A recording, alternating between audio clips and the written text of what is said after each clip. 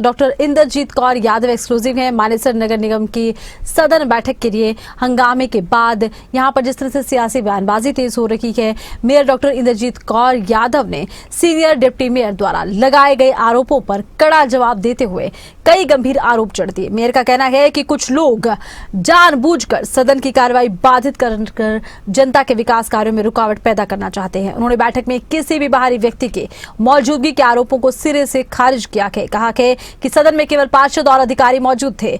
Mayor ने यह भी कहा है कि एजेंडे में सीनियर डिप्टी मेयर के वार्ड से जुड़े करीब 20 करोड़ रुपए के विकास कार्य शामिल थे, इसलिए भेदभाव के आरोप निराधार। उन्होंने दोहराया कि नगर निगम में भ्रष्टाचार को किसी भी कीमत पर बर्दाश्त नहीं किया जाएगा। मानेसर नगर निगम में कल सदन की बैठक हुई और एक बार फिर से ये बैठक हंगामे की भेंट चढ़ गई, लेकिन इसके बाद आरोप और प्रत्यारोप का दौर शुरू हो गया। इस वक्त मेरे साथ मानेसर की मेयर डॉक्टर इंद्रजीत कौर यादव हैं। मैम, बेहद सारे आरोप लग रहे हैं आपके ऊपर और बहुत संगीन आरोप हैं।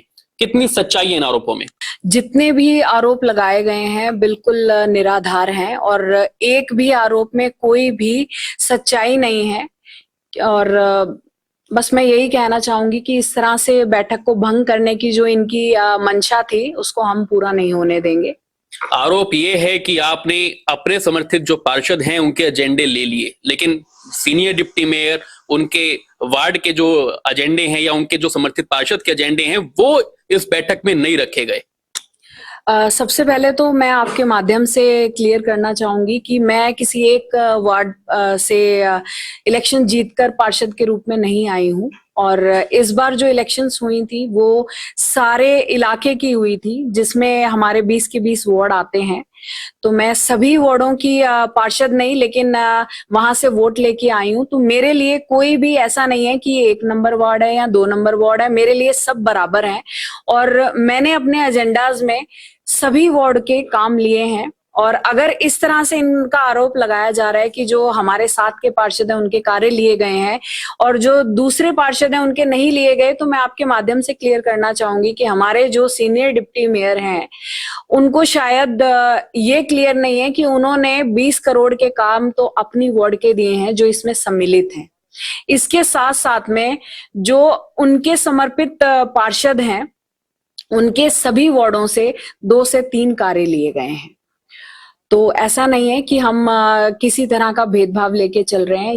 आरोप तो ये भी है कि आपने अपने पर्सनल दफ्तर में इस बैठक को बुलाया है, जबकि किसी कम्युनिटी सेंटर या कहीं और उस बैठक को रखना चाहिए था, लेकिन अपने पर्सनल ऑफिस में बुलाया है और इस बात को लेकर उन्होंने आपत्ति भी जताई है। सबसे पहले तो मैं क्लियर करना चाहूंगी कि ये मेरा ऑफिस नहीं है, ये नगर निगम का सरकारी दफ्तर है, जहां जब तक इस कुर्सी पे हमें बैठाया गया है हम यहाँ बैठ रहे हैं।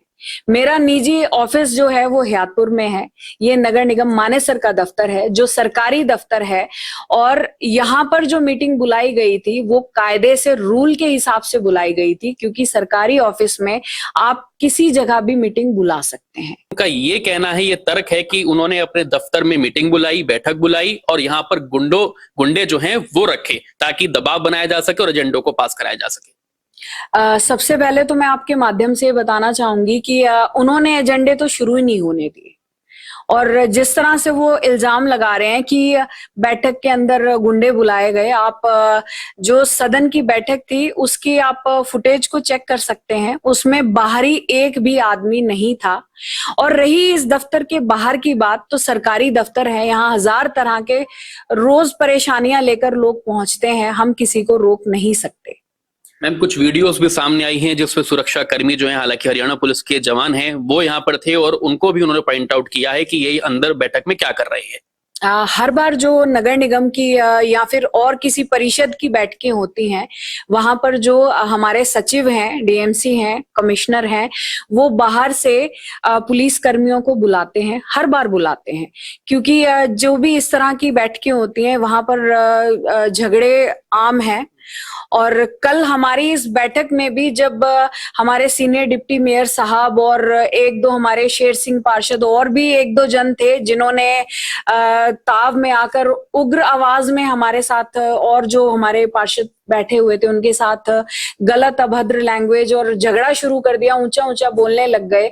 तो जो यहाँ पर सबकी सेफ्टी के लिए पुलिस कर्मियों को बैठाया गया था, वो आवाज सुनकर अंदर आ गए कि माहौल बिगड़े ना, माहौल को कंट्रोल किया जाए।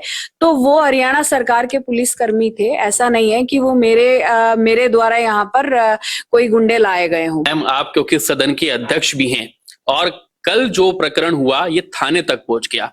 बाकी नगर निगम में भी हंगामा होता है लेकिन थाने तक मामला नहीं पहुंचता। कल का मामला थाने पहुंच चुका है और आरोप बहुत संगीन है, बहुत गंभीर है। उनका कहना यह है कि महिलाओं के साथ अभद्रता हुई है, उनके साथ बदतमीजी हुई है, बदसलूकी हुई है।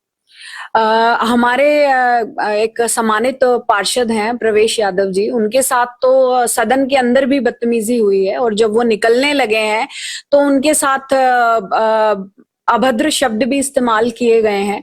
और इसके साथ साथ उनको अगर बीच बचाव नहीं होता तो शायद उनके साथ वो हाथापाई पे भी उतर आते हमारे सम्मानित प्रवीण यादव जी। तो बदसलूकी उन महिला पार्षदों के साथ नहीं, जो अंदर महिला पार्षद मौजूद थी उनके साथ हुई है। दिक्कत ये हो गई कि हम इनकी मंशा कोई नहीं समझ पाए। इनकी मंशा थी यहाँ आना, लड़ाई झगड़ा करना और सदन की बैठक को भंग करना।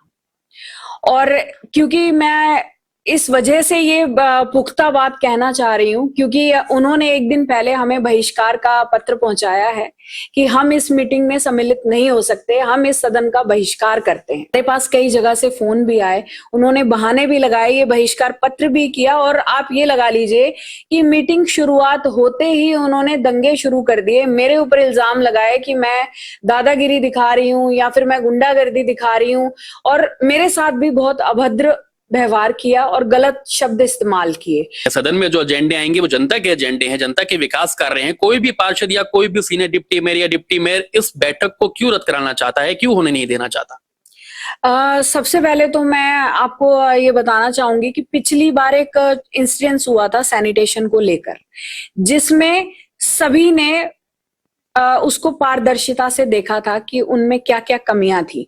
लेकिन हमारे सीनियर डिप्टी मेयर साहब और उनके साथ कुछ हमारे जो उनके साथी पार्षदगण थे, उन्होंने सिग्नेचर करके दिया कि इसमें कोई त्रुटियां नहीं है, इसमें कोई कमियां नहीं है। तो जो परवीन हमारे सीनियर डिप्टी मेयर साहब हैं, ये और उनके ग्रुप के कुछ लोग ये नहीं चाहते कि हम मानेसर में काम करें। उनकी और एक चीज और मैं आपके माध्यम से कहना चाहूंगी कि हमारे जो माननीय प्रधानमंत्री जी हैं, उनका एक नारा है सबका साथ सबका विकास। लेकिन शायद ये इस बात को भूल रहे हैं कि हमें सबने मिलकर चलना है और कार्यों को करना है। और एक चीज और मैं आपके माध्यम से बताना चाहूंगी कि कुछ एक लोग ऐसे हैं जो ये चाहते हैं कि निगम से खा लिया जाए। तो मैं यही कहना चाहूंगी कि माननीय हमारे सीनियर डिप्टी मेयर साहब, आपको जनता ने यहाँ तक पहुंचाया है, आपको ये सीट दी है, कामों को हो जाने दीजिए, कामों को मत रोकिए। ये ना आपके घर के काम है ना मेरे घर के काम है, ये काम हमारी जनता के हैं। जनता के प्रतिनिधि होने के नाते आप इन कामों को करने दीजिए और सदन की बैठक को पार होने दीजिए। जो हमारे माननीय प्रधानमंत्री जी हैं, हमारे मुख्यमंत्री जी हैं, हमारे माननीय सांसद जी हैं राव इंद्रजीत जी, हम उनके पद चिन्हों पे चलने का पूरा प्रयास कर रहे हैं। तो हम भी उन्हीं के रास्ते पे चल रहे हैं, ना खाने देंगे और ना खाएंगे। और इसके बीच में जो भी आएगा उसको अपने घुटने टेकने पड़ेंगे और सरकार के और जनता के कार्य करने पड़ेंगे। आखिरी सवाल है, कल की बैठक नहीं हो पाई, आगे कब बैठक होगी और किस तरह से अपील करना चाहेंगे आप पार्षदों से, सीनियर डिप्टी मेयर्स? मैं यही कहना चाहूंगी कि जो प्रयास आपने कल किया सदन की बैठक को हर तरह से भंग करने का, अगली बैठक 10 तारीख की रखी गई है, सोमवार की। बहुत धन्यवाद बात करने के लिए।